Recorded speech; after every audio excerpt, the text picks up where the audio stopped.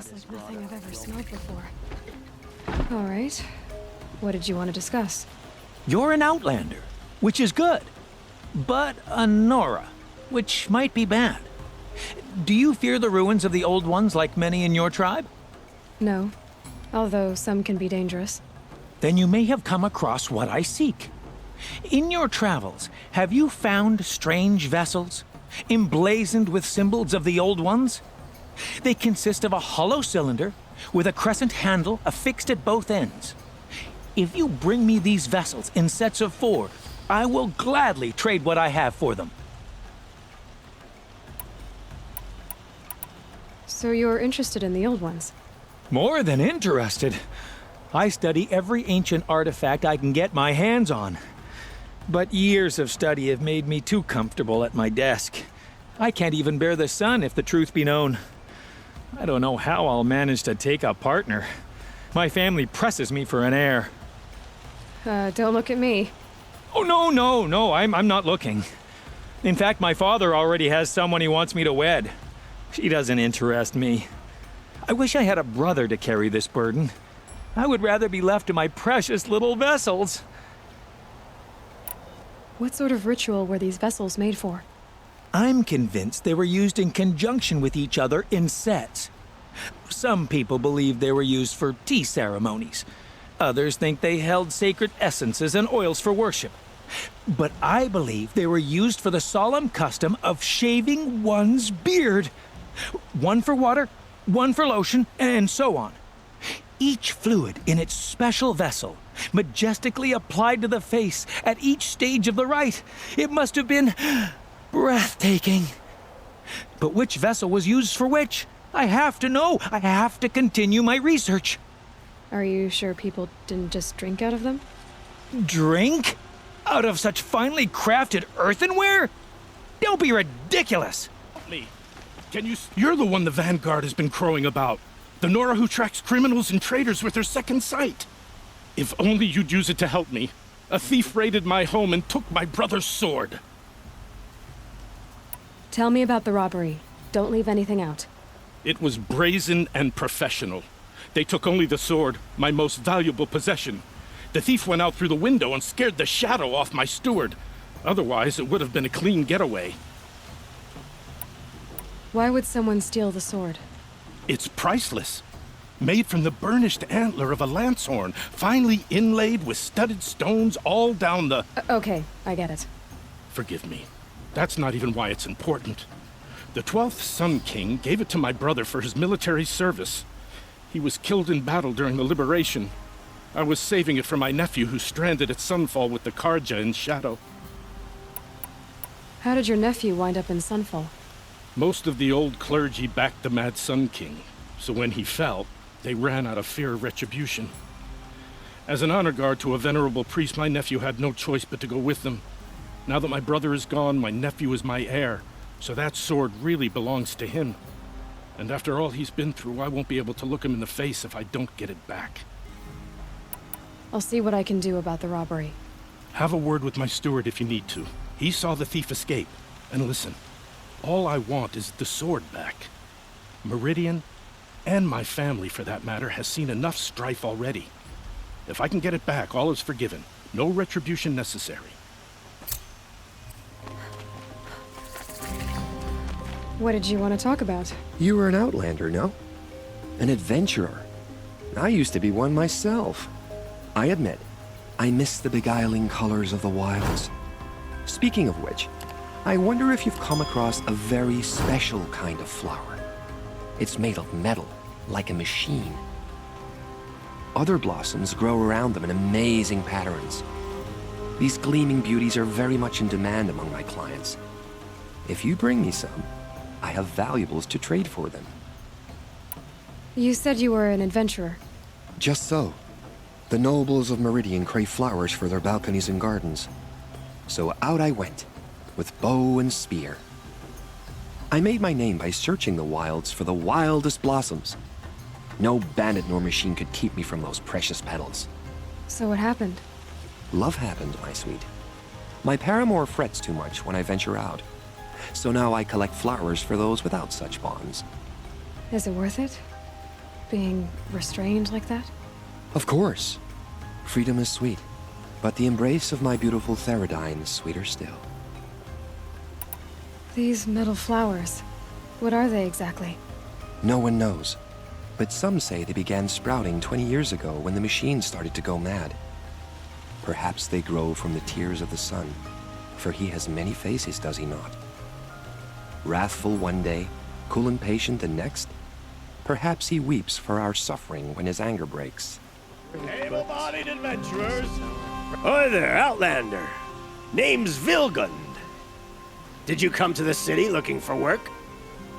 Good shards. Enough to buy garb more becoming of your... Okay, stop there if you want me to hear you out.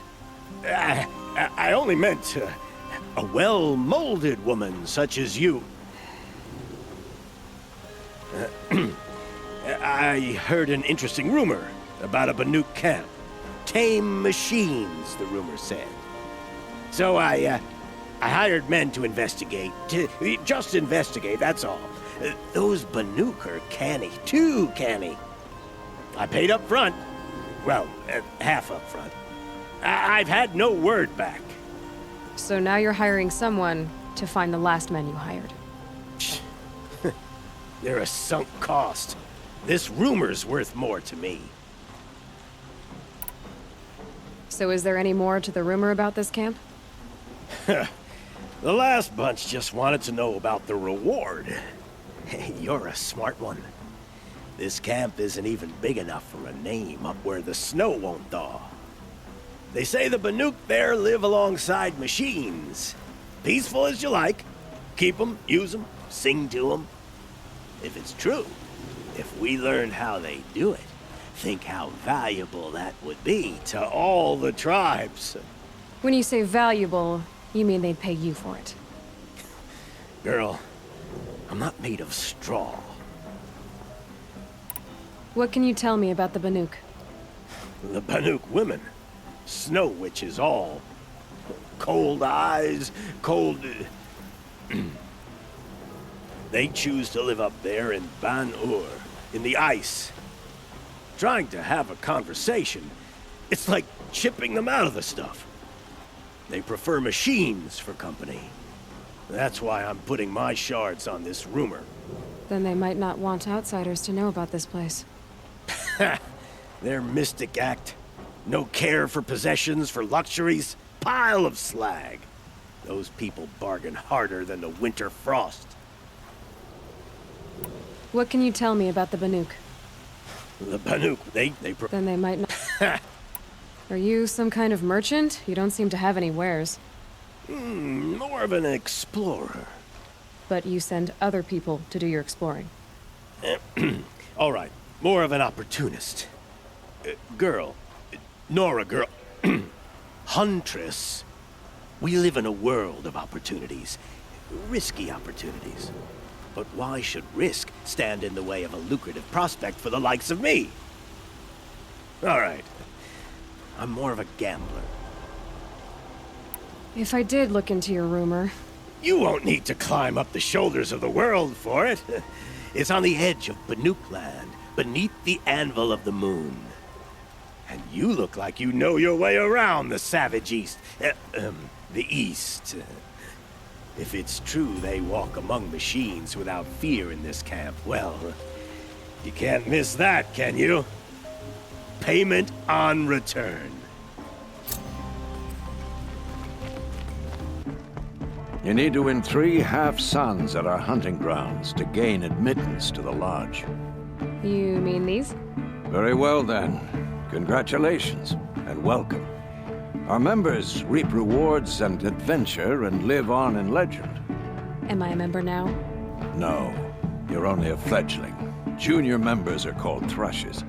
To join and become a thrush, you need a senior member called a hawk to sponsor you. So I need to find a hawk. Yes, but a hawk can only sponsor 1 hunter at a time, and I'm afraid most of them already have one. I've overcome worse odds. Where do I start? Upstairs, present yourself to the Sunhawk Assis, our leader, who should introduce you to a hawk. I hope it's worth it. What do you mean? You'll see.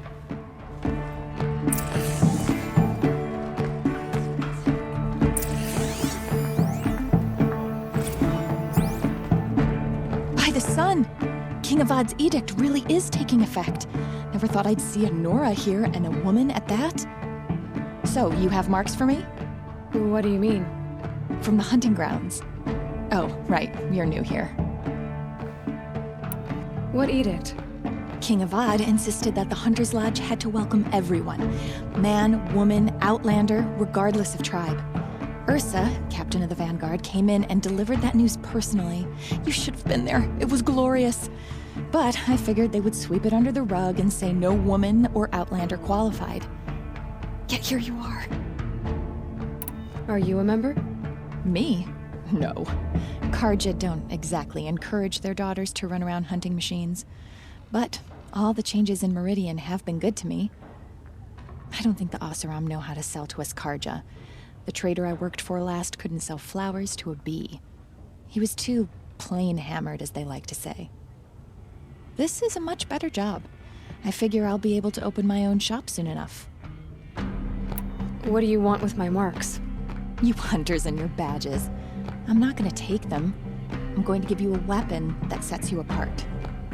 Yeah, I thought that'd get your attention.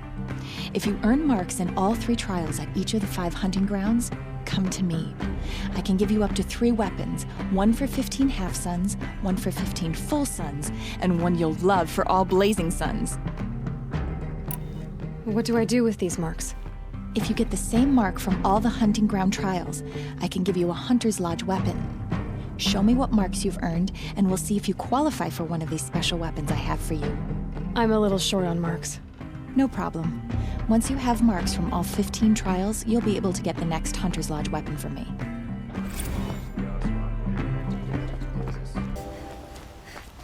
You're looking for artifacts. Yes, but I'm no profiteer. Sun King Avad has named me an envoy to the Banuk. I work on their behalf, looking for sacred relics to return to their homeland, Ben-Ur. I'm especially interested in wooden figures that are sometimes found near Banuk rock paintings. If you have any, I have valuables to trade for them. You said the king named you an envoy to the Banuk? Yes, I've been to Ben-Ur many times, and the Wirek chiefs trust me. I help them maintain diplomatic ties with Avad. Some say they're a mysterious people, but their ways make a lot of sense to me. All you have to do is be the best. Doesn't matter if you're born high or low, man or woman. They respect skill, not some fool notion of heritage. I see the appeal. I wish more Karja did. Anything they don't understand, they call backward or savage. Tell me more about these Banuk figures. Simple wood sculptures made by Arnak, a legendary hunter who was exiled from Ban-Ur for killing his chief. He left the figures near painted stones in places that reminded him of his homeland. Later, his tribe declared him innocent. Now they see him as a kind of wandering hero and want those figures back. I do what I can to help him get them, including trade for them, if you have any. You're Nora. I'm the mournful Naman. My apologies that we meet like this. Like this. In grief. You hold yours close, like a talisman. Wait, forgive me. You didn't come for reparations? Someone you lost to the Sun Ring? No. I know about the Red Raids, but the Karja owe me nothing. I see. Well, I could use the help of a strong-willed outlander. Then I would owe you very much indeed. These people seek to honor their loved, their lost, with their own voices, not mouthing Karja rituals to Karja stone. But there are obstacles. And while Meridian holds its breath for any disturbance, these robes only tie my hands. What kind of obstacles? The first pilgrim is an Oseram who seeks to visit the Shrine of Kings on the road to the city. He waits there now, forbidden to enter by an old sun priest who suffer no heathen. This Utaro lost her companion on the edge of the jewel, at a pool where snap moths gather. The shrine was built there to ward off the machines, and its effectiveness leaves much to be desired. And the Banuk would paint a mark on the sun's climb, call to the machine spirits, I understand. They need no beckoning. Glint hawks perch there, drawn to the spires shining. So, clear the machines out of 2 shrines and move a priest out of the other.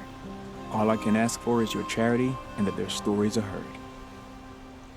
Naman, rituals and prayers can't bring back those who are lost. No, but it can help those who grieve to find themselves. It can lend them strength and hope, like a new sunrise. I didn't think your priesthood would ask outsiders for help. If only the sun would set on our pride. Until this is done, I am no sun priest. To wear a red robe was an aspiration. I aspired. Now our hoods make us blind. We whisper reconciliation, but forget how the old king's priests sang the words and blessed the killing. The killing? You mean the Red Raids? Yes. And the sacrifices that came after. Why did the priests go along with all that bloodshed? Sometimes we Karja are more concerned with what is tradition than what is right. Huh. Maybe the Karja and Nora aren't so different. You're disappointed with the Sun Priests, but you still wanted to be one? I spent my whole life looking up to the temple. My brother's voice echoing in its arches. Even he couldn't turn me away, and how he tried. In the end. He said, when we were loved, our robes were dyed in cinnabar. Now they are stained in blood. How so? Our robes are handed down to us. Most of the old priests fled rather than be seen in the glare of a new sun. And so we are left to wear their sins. For me, at least, they hang heavy. Where is your brother now? He waits for me on the trail of the sun, I hope. He spoke out against the sacrifices. For a priest to question the Sun King's will, his punishment was worst of all. You lost someone you loved too.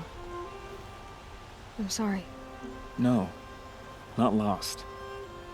When I took on these robes, I found his memory. I'll do what I can to help those in mourning. To honor their memories is to honor us all. Is that my voice? Dripping like a school. On a forward school. Baby gonna screw. She funny with it. Cool. V5 full thump. I'm a hump on a bounce. Jack and Jill up a hill. Baby tryna get a meal. Mary had a little lamb. I really do not fuck with that. She calling me the muffin man. I surely like the muffin top. Snow.